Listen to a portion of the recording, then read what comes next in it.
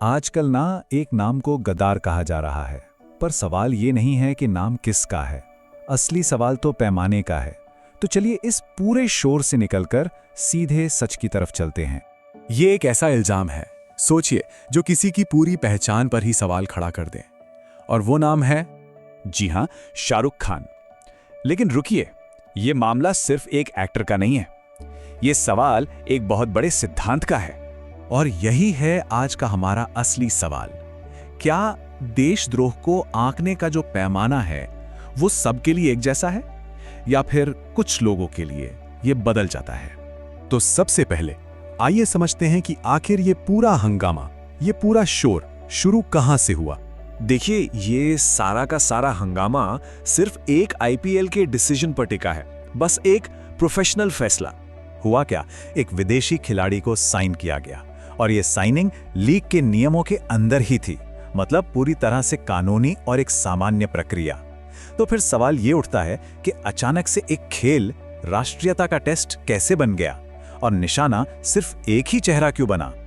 अच्छा, अब जरा इस हंगामे के पीछे की असलियत को भी देख लेते हैं। चलिए तथ्यों पर एकदम सीधी बात करते हैं। तो सीधी बात यह है, शाहरुख खान पर देशद्रोह का कोई केस नहीं है। उनका कोई भी भारत विरोधी बयान रिकॉर्ड पर है ही नहीं। और देखिए, आईपीएल एक अंतर्राष्ट्रीय मंच है, सारी टीमें विदेशी खिलाड़ी रखती हैं। अगर ये देशद्रोह होता तो ये नियम तो सब पर लागू होना चाहिए था ना, सिर्फ एक ही इंसान पर क्यों? अब बात करते हैं पैमाने की। चलिए देखते हैं कि ये पैमाना अलग अलग सिचुएशन में कैसे इस्तेमाल होता है। अब जरा एक कड़वा सच भी देख लीजिए। तो देखिए, एक तरफ है एक फिल्म स्टार का स्पोर्ट्स डिसीजन जो पूरी तरह से लीगल है और उसे देशद्रोह का नाम दिया जा रहा है। वहीं दूसरी तरफ भारत के बड़े बड़े बिजनेस ग्रुप्स बांग्लादेश में इंफ्रास्ट्रक्चर प्रोजेक्ट्स चला रहे हैं। हमारी सरकार भी उनके नेतृत्व को पूरा डिप्लोमेटिक सपोर्ट देती है। और इसे क्या कहा जाता है? राष्ट्रीय हित। वहां ना तो कोई सवाल उठता है और ना ही कोई बॉयकॉट की बात करता है। तो पैमाना साफ तौर पे अलग है ना? तो इस तुलना के बाद हम असली सवाल पर पहुंचते हैं। सवाल बिल्कुल सीधा है। अगर व्यापार और कूटनीति देशद्रोह नहीं है, तो फिर एक फिल्म स्टार का स्पोर्ट्स से जुड़ा फैसला वो देशद्रोह कैसे हो गया? असल में सच तो ये है कि ये राष्ट्रवाद का मामला है ही नहीं। इसे कहते हैं सिलेक्टिव आउटरीच। ये एक ऐसी चीज है जहां जनता का गुस्सा कुछ खास लोगों या सिचुएशंस पर तो निकलता है, लेकिन वैसे ही या उससे भी ज्यादा गंभीर मामलों को नजरअंदाज कर दिया जाता है। तो चलिए अब इस पूरे शोर शराबे को पीछे छोड़ते हैं और सिर्फ सच पर फोकस करते हैं।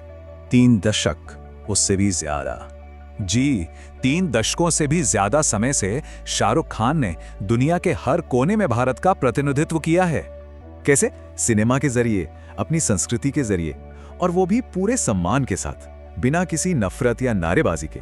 वो भारत की सॉफ्ट पावर का एक चेहरा रहे हैं। देखिए, सच्ची राष्ट्रीयता शोर मचाने से नहीं, बल्कि आपके काम की निरंतरता से, उसकी कंसिस्टेंसी से मापी जाती है।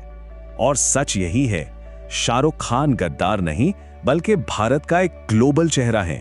तो आखिर में सवाल बस इतना ही है। अगर सवाल पूछना ही है तो फिर वो सवाल सबसे पूछा जाना चाहिए, सिर्फ एक नाम से नहीं।